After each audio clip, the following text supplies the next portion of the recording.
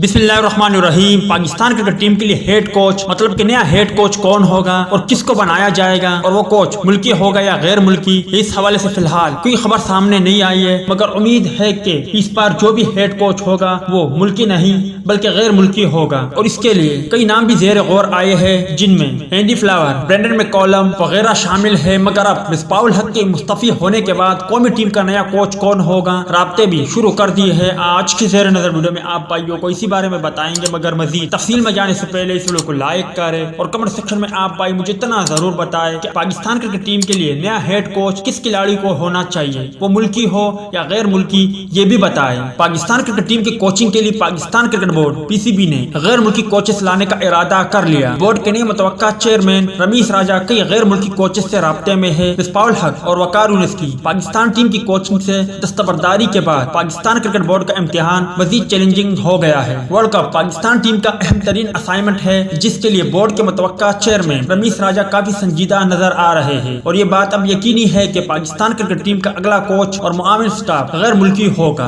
रमीश राजा कई गैर मुल्की कोचेस से राब्ते में है और इतलाआत के मुताबिक पीसीबी हकाम पीटर मोर्स समेत कई कोचेस से बातचीत कर रहे हैं। जराये के मुताबिक रमीश राजा प्रोफेशनलिज्म को तरजीह देते हुए ऐसे कोच को लाना चाहते हैं जो पाकिस्तान टीम को मुकम्मल तब्दील करे। जराये का कहना है कि नए कोच और उनके साथियों की तकर्री में कम से कम एक माह दरकार है, इसलिए T20 वर्ल्ड कप से कबल नए कोचेस की तकर्री मुश्किल है।